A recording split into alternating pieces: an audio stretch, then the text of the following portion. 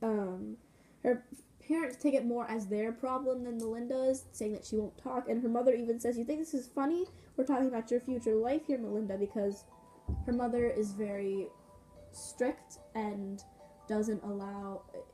Her mother has planned out more of Melinda's life than Melinda has, and her mother expects Melinda to follow those guidelines and all of those rules. Oh, this is her mom talking about her wrist. Oh no. It says, on page 87, "I opened up a paper clip and scratched it across the inside of my left wrist. Pitiful. If a suicide attempt is a cry for help, then what is this? A whimper? A peep? I draw little window cracks of blood, etching line after line until it stops hurting. It looks like I arm wrestled with a rose bush."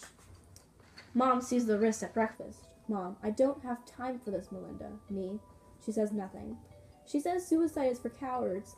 This is an ugly, nasty mom side. She brought a book about it. Tough love, sour sugar, barbed velvet, silent talk. She leaves the book on the back of the toilet to educate me. She has figured out that I don't say too much. It bugs her." Which really annoys me that she says, "I don't have time for this." Her mother acknowledges that it's happening. Her mother just doesn't want to do anything about it.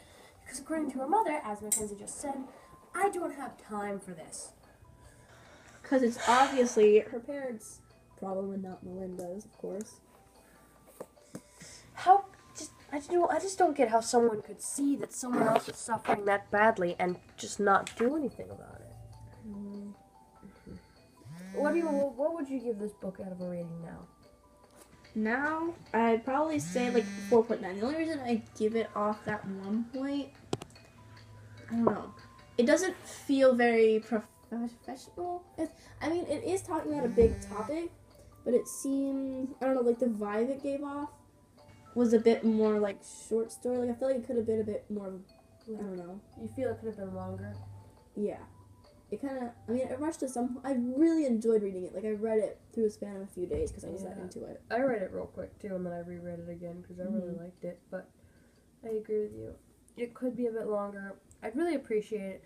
I'd like if the author released at least like a little excerpt of how Melinda's doing now, but like I said, this book's from 1999, and so far no other book has been revealed for it.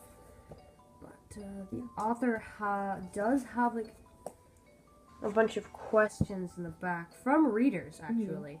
Readers that she answers, and one of which is, "What message were you trying to send with this book?" And the author responds with, "I don't send messages. I try to tell good stories, but if you like a book and it is well written, you usually learn a couple things. Good books reflect the human experience, and we all learn from that." Well, she says there wasn't meant to be a message conveyed. One of the biggest things that stands out is you cannot keep silent. It is definitely a thing you need to talk about. Definitely. There was one part in it where they were talking about, yeah, this is it. And someone asks, have any readers ever asked questions that shocked you? And she goes into talking about how she's gotten all these questions from these male readers, and they're talking about the whole rape thing, and they don't understand. They don't understand. They don't understand why Melinda is so upset. And she's also gotten a bunch of questions from adults who think that this is an inappropriate topic to discuss with teenagers, even though it's definitely something that should be discussed. You can't just, like, it's a bad topic, but it's something that you need to know about. Yeah, it's something that it's necessary. It's like sex ed or something. But the author was pretty horrified by the fact that a lot of dudes didn't understand why Melinda was so upset. And if you ask that question, if you gave this book to some of the kids at our school, I can guarantee that at least a handful of people would probably wonder, why is she so upset about this? I would say more people than just 5. Yeah, there's a lot of people. But some people most likely would not understand why Melinda was so upset. And others probably would understand people in need depth. to know more about it, because people are so like, oh, it's a touchy subject. Well, yeah, but you need to know about it because it is a touchy subject. You can't just hide, just because you don't talk about it doesn't mean it's not there.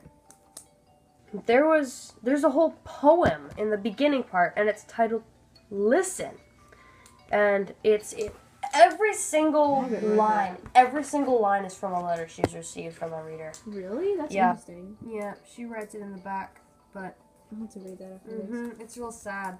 Because some of them are things like, I was 5, I was 14, I loved him. He was my best friend's brother. I didn't even know him was one of them. And that just goes to show how much this happens to other people in real life. That's why this is such a groundbreaking book. It's not discussed enough. You see these types of books on like fan fiction websites and such, but you never really see them published, which is why I think this book struck me so much. It's like the first time you ever find a book that has true cursing in it or something. It's like a hidden gem. This book is a hidden gem that's not acknowledged very much. Yeah. It covers it covers some really important stuff, such as depression and rape, and you have to talk. You have to speak. You have to say your side of the story. And a lot of people like see depression as like a nuisance. Yeah, because they think that, oh, you're just being sad. Just stop being sad. Watch a good, happy movie. Depression is just being sad. Go watch something happy. Go outside and smell the sunshine. Oh boy, smelling the sunshine will really throw away all my problems. Oh boy, I hate that so much. It makes me so mad. It's aggravating. Oh my goodness. If people don't understand something, because obviously we're 14, we know everything. We're talking like we're very knowledgeable people. Because we definitely are. But I mean, that's my opinion. Whether it's I'm 14 or I'm 976. Well, give me your beauty secret, please, if you're 976. It's definitely a good book. We definitely recommend that you go read it. Even though we've probably spoiled most of it for you. We spoiled everything. We're going to apologize to that real quick, but we still believe in our heart of hearts that you should definitely read it if you are looking for something to bring up. Like the dinner table or something, you know. Hey, Mom, look at this book I found. And suicide into the dinner table. Yeah, you're not going to get sent away for that. So now that we've covered everything for this book, we definitely recommend you go read it. I'm pretty sure you can find it either at your local bookstore, maybe not, or maybe you could find it online. I'm pretty sure, but maybe not. I found it through Scholastic magazine. I found it through your hands, giving them to me. I found it through a Scholastic magazine. But you can also order it online. I don't know how much it is, but it's by Laurie Halse Anderson. And it's definitely a good book. It got a 4.9. Speak. Yes. 4.9 from both of us. So we recommend you go read it. Yeah. And stay tuned for next month's episode because, you know, we still only put out an episode a month. What's next month's book? Ooh, I'm glad you asked. It's probably going to be the Scorpio races because I've recently read that one. I'll lend it to you in a few days so that you can look over it and we can get a sufficient plan.